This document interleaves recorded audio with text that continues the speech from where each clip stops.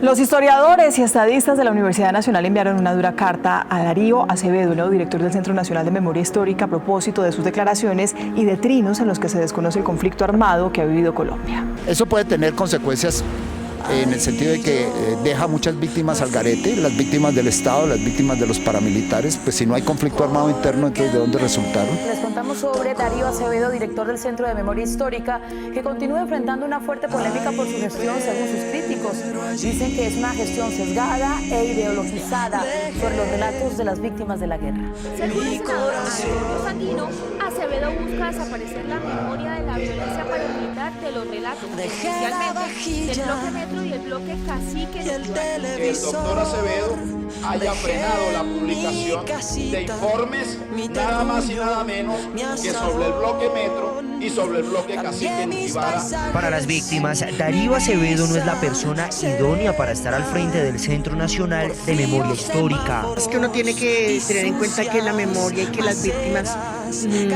es algo que no se puede ligar el dolor, y el dolor no se le puede entregar a manos de las personas que lo perpetraron. La Carta Magna, la norma de normas, una de las mejores constituciones escritas en el mundo, establece en el artículo 20 y como derecho fundamental a cada ciudadano colombiano el derecho a expresar y difundir libremente su pensamiento y la de informar, óigase bien, y recibir información veraz e imparcial. Y dejémoslo hasta ahí porque ese será el foco de este video.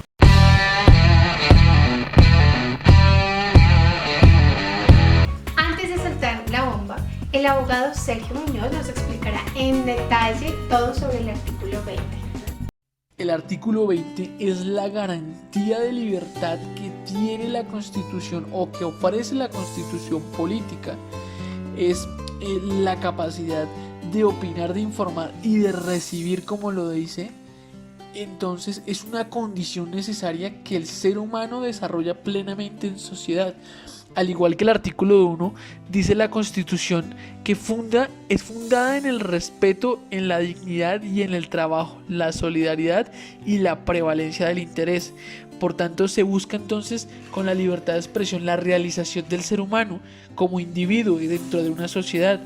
Pero no solo la realización del individuo con la libertad de expresión, también la realización del Estado social de derecho, democrático, participativo y pluralista. El ser político se desarrolla en un Estado democrático solo si se puede expresar libremente, difundiendo un pensamiento, recibiendo una información veraz, imparcial y, si es el caso, fundar medios masivos de comunicación, esos medios pequeños o locales que no podrán por lo tanto ser como un monopolio exclusivo de nadie, ni aún del Estado. Entonces digamos que como tal esa libertad de expresión que contempla el artículo 20 nos brinda esa responsabilidad social, nos da también una cobertura, pero también nos lleva a impulsar esas garantías, esas libertades. Ahora sí. Imagínense que el 21 de febrero del 2019 se posesionó como director del Centro Nacional de Memoria Histórica alguien que quiere negar la memoria histórica de este país. Se trata del historiador Rubén Darío Acevedo Carmona. Su nombramiento ya había sido oficializado por la Presidencia de la República a través del decreto 247 el 19 de febrero de 2019, es decir, se posesionó 3 días después. Y ustedes dirán, ¿cuál es el problema con Acevedo? Pues veamos quién es Acevedo y por qué hubo tanta oposición por parte de las víctimas y cuestionamientos en la opinión pública. Es porque el historiador ha puesto en duda la existencia del conflicto armado en Colombia. Pues Acevedo ha dicho que, a pesar de que la ley de víctimas reconocía que hubo un conflicto armado en Colombia, esto no se podía convertir en una verdad absoluta. O sea, 7,5 millones de desplazados, ¿y dónde están? Por Dios, y bueno, si son tantos y todos por el conflicto. Acevedo se ha caracterizado por pronunciarse en varias ocasiones con mensajes en contra de la izquierda en el país e incluso puso en duda la imparcialidad de la JEP. Teniendo esto en cuenta, podemos decir que si la estrategia del Centro Nacional de Memoria Histórica es construir la memoria histórica del conflicto, es muy inconveniente llevar a un director que no crea que haya existido un conflicto armado por más de 50 años en Colombia, para que dirija la construcción de aspectos fundamentales como la verdad y la garantía de la no repetición. Veamos qué opina María Teresa Suárez, doctora en Lenguaje y Cultura. Pues el riesgo que se corre, ¿sí? En términos de la construcción de memoria es la unificación y la construcción de una única memoria en favor de determinados grupos sociales, económicos y políticos. Eso ya lo hemos visto, por ejemplo, con el tema de la unificación de un único discurso en la escuela, ¿sí?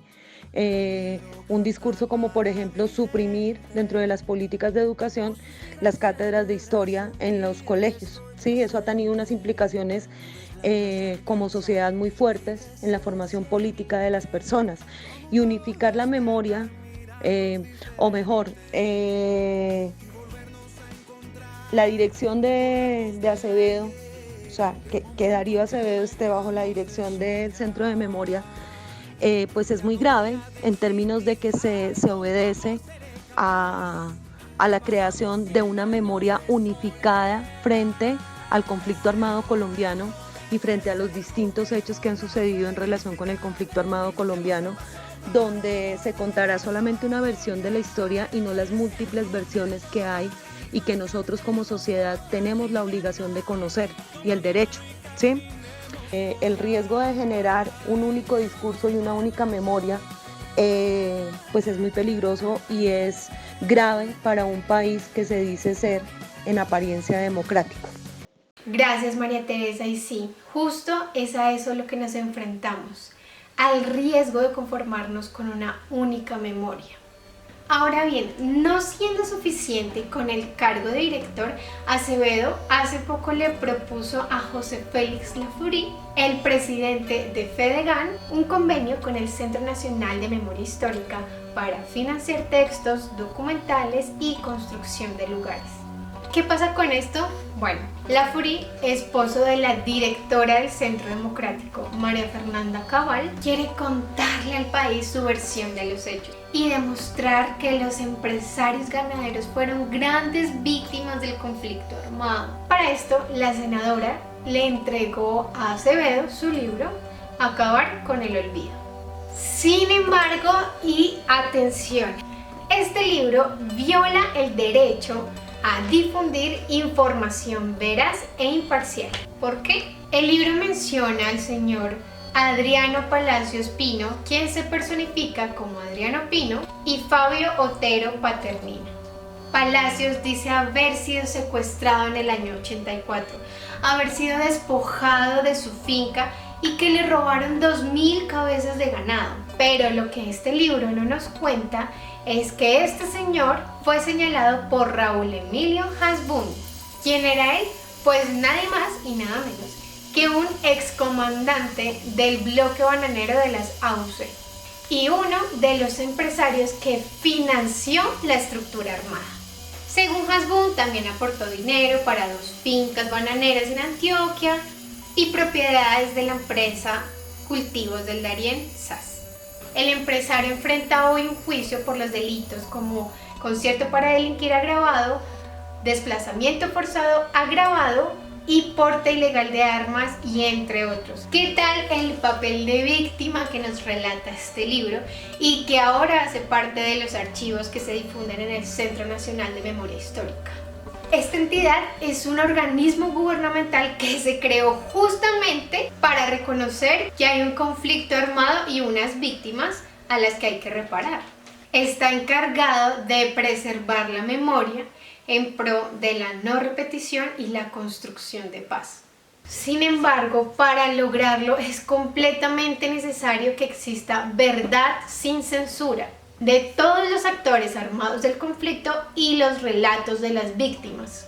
¿No les parece que todos los colombianos tenemos derecho a recibir información veraz e imparcial?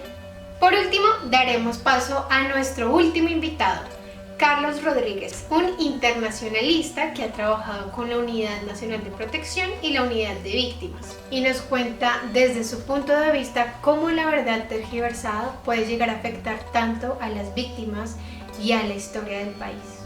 Bueno, la afectación a una víctima, dependiendo de cómo se cuenta su historia y quién la cuenta, porque no solo está los intereses económicos, también existen intereses políticos detrás de muchas víctimas. Ahorita no me voy a entrar a particiones políticas de izquierda o derecha, pero pues claramente existen estos sujetos políticos que están detrás de muchos de ellos porque pueden ganar muchas dádivas en el sector público. Pero lo que sí te puedo decir es que lo pueden afectar de forma multidimensional hacia la persona en muchas situaciones. Pues de entrada, en cuanto a su percepción de los hechos, de esclarecer la verdad, de saber qué pasó con un familiar desaparecido, de saber quiénes fueron los perpetradores de sus violaciones y afectaciones a derechos humanos. Si ya lo ponemos en términos más materiales, pues el mismo acceso que pueda tener esa persona a los diferentes programas y proyectos que ofrece el gobierno nacional. Entonces, por ejemplo, una persona a la cual unos intereses económicos o políticos le está proyectando que se acerque a ser beneficiario de uno de estos programas por plata, puede hacer que esta persona o bien exagere a los hechos que le ha sucedido en su territorio, o los minimice, y eso tanto lo puede afectar al que está diciendo la verdad, tanto como al que está diciendo mentiras, al que sí quiera acceder a este programa. Yo lo veía mucho en las unidades donde estuve trabajando, y es estas personas que con la gana de querer tener esos subsidios que ofrece el gobierno, también ellas mismas se revictimizaban. Entonces uno dice como, bueno, ¿hasta qué punto en serio usted quiere estar contando una y otra vez todo lo que le ha pasado con el ánimo de en serio acceder a los subsidios, o en serio ya tener un proceso donde pudo cerrar el círculo y decir como, ok, ya el Estado me dio la plata que quería como compensar el daño que obtuve o que fui por tercera parte afectado? Entonces pues ahí depende de donde uno se esté parando, si desde lo material o desde la persona que en verdad quiere esclarecer muchos hechos en su vida. Y si claramente omitir información es censurar a las víctimas, y por ejemplo lo que lo veo en muchos casos es desde dónde se está parando esa posición de la verdad entre comillas para decir esa información. Entonces si tenemos algún sector económico que está patrocinando algún estudio y vemos que el interés de este sector es mantenerse en el territorio y continuar con las actividades comerciales que ellos desarrollan ahí, pues claramente no van a querer que esa verdad se cuente completa. Van a querer omitir ciertas cosas porque pues obviamente no les conviene, y más adelante eso les puede resultar una bola de nieve que los puede afectar a mediano o largo plazo, y no solo el económico, también el político. Existen muchas entidades públicas que han querido promover estos procesos de verdad, pero también se han dado cuenta que en el proceso existen muchas cosas que ellos durante mucho tiempo pudieron afectar a las víctimas en el territorio, bien sea por acción o por omisión. Entonces, ¿hasta qué punto esas entidades están dispuestas a asumir esa responsabilidad? Y sinceramente yo creo que eso depende mucho del mando en la institución donde se esté desarrollando ese proceso. Entonces, ver hasta dónde yo sí quiero contar lo que en verdad pasó, o mejor contémoslo por pedacitos. Entonces, pues uno con los estudios sobre las comisiones de la verdad tiene que tener mucho cuidado al respecto y entender el contexto en el que se está desarrollando esa historia, cómo se está contando, quién la está contando, por qué la está contando, y así uno puede como entender las dimensiones de lo que se está desarrollando en los territorios. Gracias por esa valiosa intervención, Carlos. Y bueno, para finalizar, quiero decirles que esto no se trata de que el director del Centro Nacional de Memoria Histórica nos caiga mal por sus posturas, sino porque el hecho de que Acevedo esté en el cargo de director tiene graves consecuencias como la confianza rota con las víctimas, pues el centro es una institución que ha abierto sus puertas durante 8 años para que todas las víctimas lleguen con sus relatos, pero a partir de esta dirección eso se rompió. Segundo, su relación cercana con los militares hace que su visión del conflicto armado esté un poco tergiversada. Y tercero, cuando Acevedo afirma que el Centro de Memoria se construyó a partir de voces de la izquierda, lo único que genera es estigmatización al trabajo que se hizo durante años. ¿Saben qué es lo peor de todo? Que la cooperación internacional de la que se sostiene el Centro de Memoria está caída. Entonces, ¿qué nos espera? Que posiblemente Darío Acevedo maneje el Centro Nacional de Memoria Histórica como un partido político que promueve el olvido.